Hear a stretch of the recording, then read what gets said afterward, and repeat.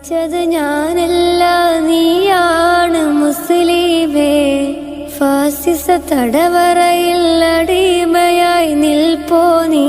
എന്ന് തീരും ഈ കണ്ണുനീരിൻ മോചനം നേടുകില്ലേ? ഫലസ്തീൻ ചിരിയെന്നത് കാണാക്കിനാവല്ല, അറബിപ്പൻ വിളയുന്ന കാലം വരുന്നുണ്ട്. തഖ്വ കൊണ്ട് നേടിടുകേ ഫാസിസം കരയുമെന്ന്. ഗാസ തെരുവിൽ